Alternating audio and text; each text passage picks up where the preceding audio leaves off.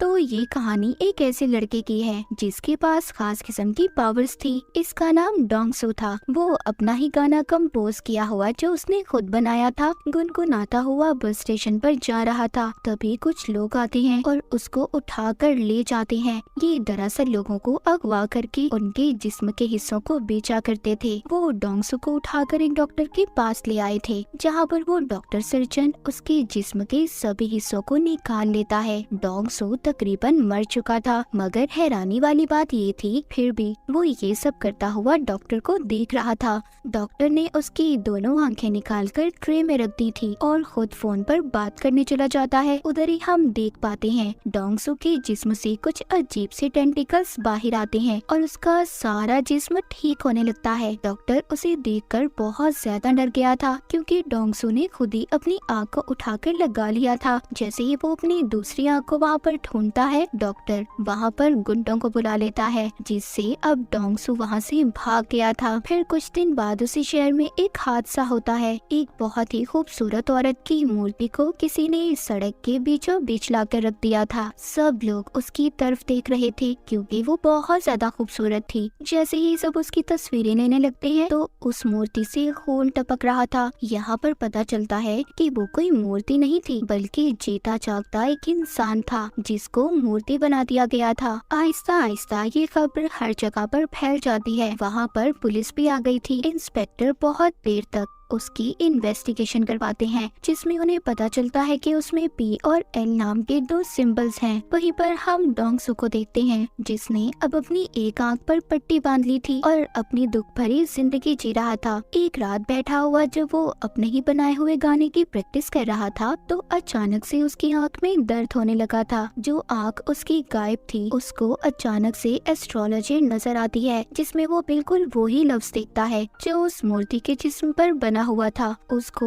और भी बहुत सारी चीजें नजर आती हैं, जिससे ये पता चलता है कि डोंगसू की आंख किसी दूसरे आदमी के पास है। तभी डोंगसू ये सब देख पा रहा था जो वो आदमी कर रहा था। अगले दिन डोंगसू अपने काम पर जाता है, जो एक कबाड़ खाना था। तभी वहाँ पर कुछ लोग आते हैं जो उसके दोस्त को बहुत मार रहे थे। डोंगसू अपने दोस्त की मदद करने की कोशिश करता है, पर बेचारा खुद ही मार खा लेता है। उन्हीं में से एक आदमी डोंगसू को मारने के लिए चाकू निकालता है, पर डोंगसू उससे लड़ाई करता है और इसी उसमें बेचारे डोंगसू का कान कट जाता है, जो कि जमीन पर गिर गया था। ये देखकर सभी वहाँ से भाग जाते हैं। अब जैसे ही वो वहाँ से जाते हैं, डोंगसू अपना कान उठाकर अपनी अजीब खास किस्म की पावर्स ताकत से अपने कान को जोड़ लेता है। उधर ही वो लोग भी अब डोंगसू को ढूंढ रहे थे जो जिस्म के हिस्से बेचा करते थे। उन्हें पता चल चुका था कि डोंगसू का जिस्म और उसका एक एक हिस्सा बहुत खास है, क्योंकि उसे जितना भी जख्मी कर लो, काट लो, वो खुद ही जुड़कर ठीक हो जाता है। और ऐसे जिस्म की मार्केट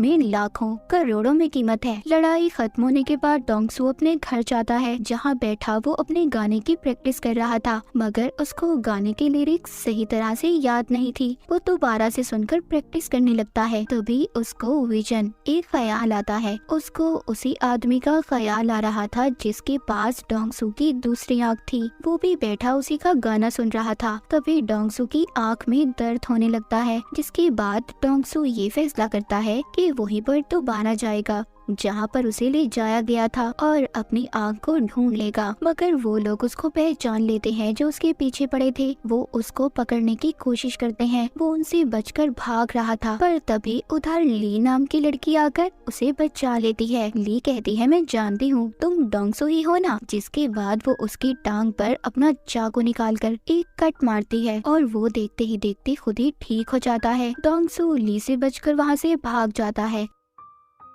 इसके बाद डोंगसू के ख्यालों में हमें एक किताब को दिखाया जाता है, जिसमें लोगों को मारकर उनका पुतला बनाने के बारे में सब कुछ लिखा हुआ था, जिससे ये बात तो साफ थी कि डोंगसू की आंख जिस इंसान के पास थी वो लोगों को मारकर उनका पुतला बनाकर उन्हें शहर में खड़ा कर देता था। फिर हम एक लड़की को देखते हैं जो डोंगसू का गाना सुनते अपने ऑफिस जा रही थी, क्योंकि वो गाना अब काफी ज्यादा वायरल हो चुका था। वो जाकर देखती है तो शहर में एक और पुतला खड़ा था जिसका अभी अभी खून किया गया था। ये सारी बातें अपने दोस्त को बताती है, जिसका नाम मिस्टर जिन था, पर वो आदतों से बिल्कुल भी अच्छा नहीं था, मगर ये लड़की उसको पसंद करती थी। ये लड़की मिस्टर जिन के सामने डोंगसू का गाना गुनगुनाती है, तभी उसकी आंखों में दर्द होने लगता है और उधर डोंगसू की आंखों में भी दर्द हो रहा था। अब ये बात तो यहीं पर क्लियर हो जाती है कि डोंगसू की दूसरी आंख जिस इंसान के पास थी वो मिस्टर जिन था और वही था जो शहर में सभी लोगों का कत्ल कर रहा था। और यहाँ पर ये भी पता चलता है कि डोंगसू की दोनों आंखें उसके गाने को पहचानती थी, इसलिए जब भी वो बजता था उसकी आंखें आपस में जुड़ने की कोशिश करती थी, तभी उसे दर्द होता था। एक दिन वो अपने ख्यालों में एक लफ्ज लिखा हुआ देखता है जो कॉप्स आर्ट था। वो जब उसको इंटरनेट पर सर्च करता है तो उसे पता चल गया था कि शहर में जितने भी कत्ल हो रहे हैं वो कातिल उनको मारकर स्टैचू मूर्ति में बदल देता है और वो कोई और नहीं बल्कि मिस्टर जिन है। अब इस बात को पता करने अगले दिन उस लड़की के पास जाता है जो मिस्टर जिन की दोस्त थी। कि उसको देखकर पहचान लेता है क्योंकि इस लड़के को इसने अपने ख्याल में देखा था। ये उसे पूछता है कि कल तुम जिस आदमी के साथ थी वो कौन था।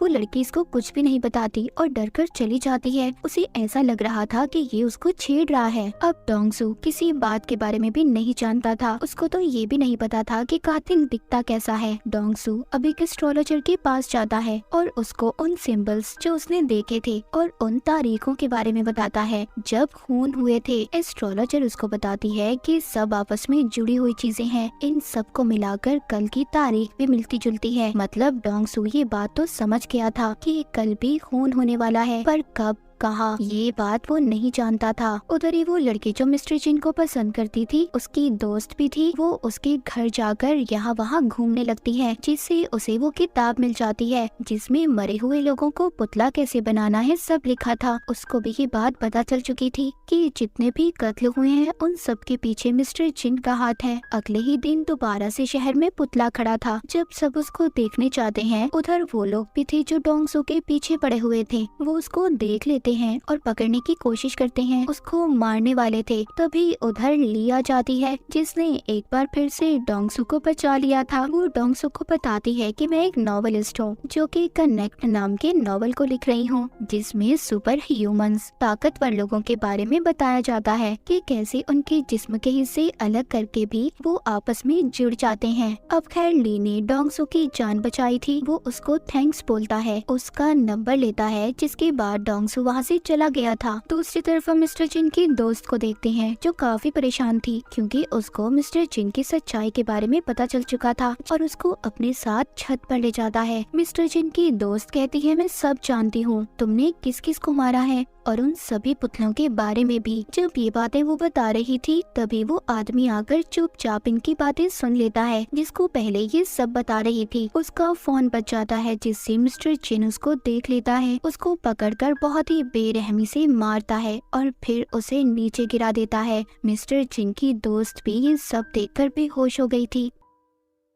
तभी उसका फोन बजता है जिसमें उसने डोंगसू के गाने की रिंगटोन को सेट किया हुआ था। जब उसका गाना बजता है तो तभी डोंगसू की आंख में दर्द होता है और मिस्टर जिन की भी। इससे अब डोंगसू को ख्याल आता है और वो सब देख लेता है कि मिस्टर जिन ने दो लोगों को बहुत ही बेरहमी से मार दिया है। ये देखकर डोंगसू मिस्टर जिन के ऑफिस में आ गया था। वहाँ पर भी सबको कत्ल के बारे में पता चल चुका था। हर तरफ एक भगदड़ मच जाती है। वहाँ पर पुलिस भी आ चुकी थी। डोंगसू ने मिस्टर जिन का कोट देख लिया था, इसीलिए वो उसका पीछा करते बाथरूम तक जाता है, मगर उसने उसका चेहरा अभी भी नहीं देखा था। पुलिस आकर डोंगसू को पकड़ लेती है। उन्हें ऐसा लग रहा था कि डोंगसू ने ही कत्ल किया है। डोंगसू सबसे कहता है देखो मैंने कत्ल नहीं किया, कातिल तो बाथरूम में है। पर कोई भी डोंगसू की बातों पर यकीन नहीं करता। लेकिन ली उसको हम कैसे भूल सकते हैं। वो एक बार फिर आकर डोंगसू को बचा लेती है। उधर ही ऑफिस में मिस्टर जिन जो काफी परेशान था क्योंकि वो सोच रहा था कि छत पर तो हम तीनों के सिवा कोई नहीं था। जब वो बैठा डोंगसू का गाना सुन रहा था तभी उसकी आंख में दर्द होता है। अब उसको समझ आ चुकी थी कि सारे फसाद की जड़ उसकी ये आंख है जो ट्रांसप्लांट की गई है, यानी कि जो उसने लगवाई थी। इसका मतलब ये था कि जिसके पास दूसरी आंख है वो सब देख सकता है जो मिस्टर जिन कर रहा था। एक दिन डोंग सू ली को अपने घर लेकर जाता है और उसे सब कुछ बताता है। वो शुरू अपने बचपन से करता है कि कैसे वो एक दफा पेड़ से गिर गया था, उसकी टांग टूट गई थी मगर वो खुद ब खुद ठीक हो गई, जिस वजह से मेरे सभी दोस्त मुझे मॉन्स्टर बुलाने लगे और मेरे घर वालों ने भी मेरा साथ छोड़ दिया। उस रात के बारे में भी बताता है जब इसको अगवा करके कुछ लोग ले गए थे और उन्होंने उसकी आँख को निकाल लिया जो मिस्टर जिन के पास है, और वही है जो शहर में सबको मार रहा है। बस मैं उसको पकड़वाना चाहता हूँ पर मैं उसके बारे में कुछ भी नहीं जानता। ली सब बातें सुनकर हैरान हो गई थी। वो कहती है तुम परेशान मत हो, मैं तुम्हारा साथ दूंगी, और उसको एक चश्मा भी लगाती है। कहती है इससे तुम्हारा कोई मजाक नहीं बनाएगा और ना ही लोग तुम्हें पहचान पाएंगे। जब वो मार्केट में कुछ लेने जाते हैं तो उधर डोंग सू के पोस्टर लगे हुए थे। पुलिस उसको ढूंढ रही थी लेकिन अचानक से उसकी आंख में दर्द होने लगता है। वो देखता है कि मिस्टर जिन उसकी तस्वीर बनाकर उसे कह रहा था कि मेरे मामले से दूर रहो नहीं तो बेमौत मारे जाओगे, क्योंकि वो जान चुका था कि जिस आदमी की आंख उसे लगाई गई है वो कोई और नहीं बल्कि डोंग सू है, और उसे साथ ही होने वाले अगले कत्ल के बारे में भी पता चल जाता है। रात को जब डोंग सू मिस्टर जिन को ढूंढने निकलता है तो उसको एक आदमी मिलता है जो उसका गाना गा रहा था। ये सुनकर उसकी आंख में दर्द होने लगता है। अगले ही पल उसको मिस्टर जिन नजर आता है। जैसे ही ये उसको पकड़ने के लिए उसका पीछा करता है वहाँ पर पुलिस आ चुकी थी जो डोंग सू को पकड़ लेती है। अब डोंग सू बेचारा बहुत ही बुरी तरह फंस चुका था। अब ना तो वो बता सकता था कि उसको ख्याल आते हैं और सारे कत्ल के पीछे मिस्टर जिन का हाथ है। उसको जेल में बहुत मारा जाता है। डोंग सू कहता है मैं खूनी नहीं हूँ बल्कि मैं खूनी को जानता हूँ। इंस्पेक्टर ये सुनकर उसको छत पर ले जाता है जहाँ पर डोंग सू को सब बता देता है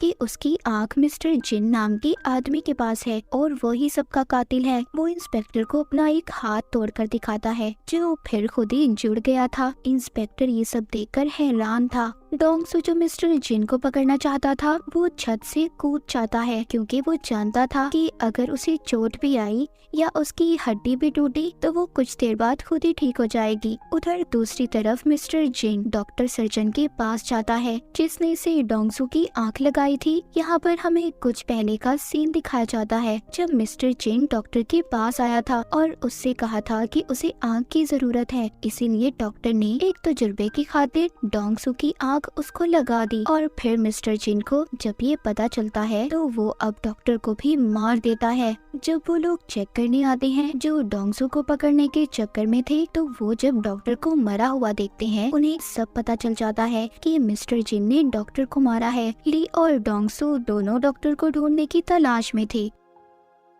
ली एक आदमी को देखती है जो उन्हीं लोगों ने डोंग सू के पीछे लगाया था जो जिस्म के हिस्से बेचा करते थे। ली उसको पकड़ लेती है और उसे मार देती है। उधर दूसरी तरफ डोंग सू बहुत खुश था क्योंकि उसका बनाया हुआ गाना उसका फेवरेट सिंगर लॉन्च करने वाला था। तभी मिस्टर जिन अपने फोन पर नंबर डायल करता है। डोंग सू भी उसे देख पा रहा था। यहाँ पर पहली बार दोनों की बात होती है। डोंग सू से पूछता है कि तुम लोगों को क्यों मार रहे हो। वो उसको बताता है कि मुझे कैंसर है और अगर इस बीमारी की वजह से मैं जिंदा नहीं रह सकता तो कोई भी इंसान जिंदा नहीं रहेगा, और तुम आगे आगे देखो मैं लोगों को कैसे मौत देता हूँ। वहीं पर अब ली के मारे हुए आदमी की लाश भी पुलिस को मिल गई थी और साथ ही साथ मिस्टर जिन के खिलाफ सबूत भी। जब ली डोंग सू से मिलती है तो वो अपनी गर्दन पर कट मारती है जो देखते ही देखते खुद ही ठीक हो गया था। यानी कि इसका मतलब ये था कि ली भी कनेक्ट थी।